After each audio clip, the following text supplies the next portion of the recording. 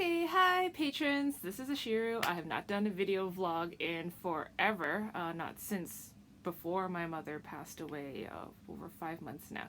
So I wanted to start this up again because this is fun, and I'm going to share with you today an artist, or not really an artist problem this time. It's a writer problem. So when you're a writer of your own fictional series, there's really no other way around it but to be your own biggest fan. Or at least, if you're not a fan of the characters or the story, then who else is going to be, right? And sure, most of you are aware that there is a new ship that just happened this past 2 months, and it still just blows my mind because these characters they feel like real friends, right? I like to call them my imaginary friends. It's just they're friends. You just can't see them physically unless I draw them for you.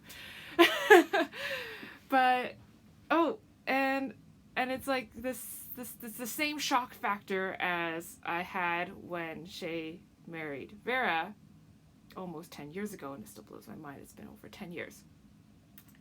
Because Lucky, if you've been around long enough on DeviantArt, because since 2004, yeah, I feel like Lucky is a friend that I've known for like 12 years.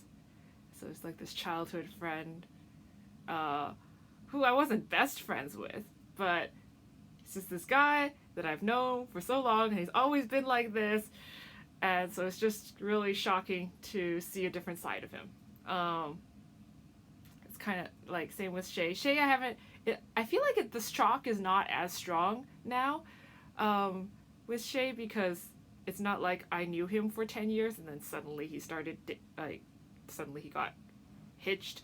But because I knew Shay for 2 years before Vera came into our studio. So Shay was single for around 2 years at our studio, and it was really apparent. Everyone knew that he had a thing for Vulcan, who of course was already married to Gwen and wasn't interested in him.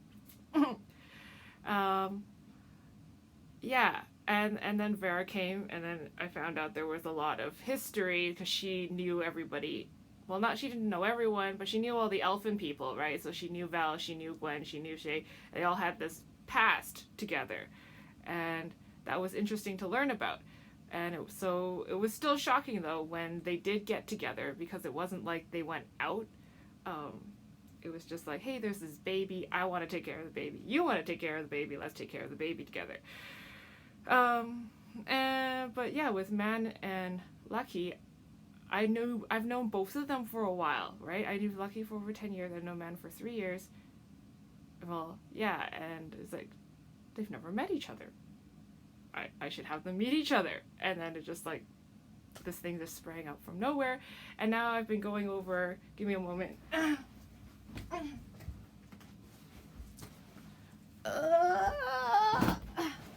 actually have the whole script, you could say draft script for Unspoken, all sketched out. I don't know if you can kind of see here. That's Zai's annoyed face for you.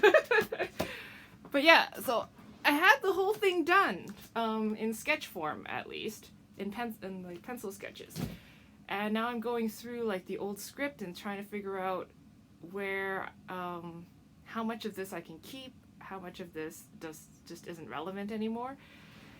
And a lot of it is just a matter of adjusting the chronological time line, right? Because I will have scenes that pop into my head, but I don't know yet where on the timeline it falls until I have, I guess, like more pieces of the puzzle, and then I weave it all together.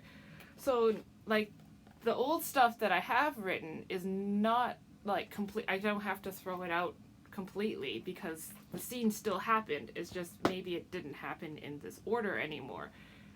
For example, in this book, Zai and Raven are on the beach. There's a beach scene. That's where they share their first kiss. And originally, before the whole Man and Lucky thing happened, of course, like Man was still dating another girl at the time, so that she is mentioned in this story, some of his ex-girlfriends. Um, yeah, so I've now got to like move things around because now Zai's flying home, and so that means that none of this stuff will happen until after he flies back after Kay's funeral. So yeah, it's a matter of moving things around. But it's exciting. I'm in love with, you know, characters being in love, and I'm in love with people being in love. Um, whether you can see them physically or not, whether they exist in my physical world or in a meta fictional world, it's just a really, really happy feeling to know that someone has found somebody else that just fits them, and they just feel at home with that other person. They feel loved and supported, and it's just a good feeling. Anyway, that's enough of me blabbling for today, and I will see you in the next vlog. All right.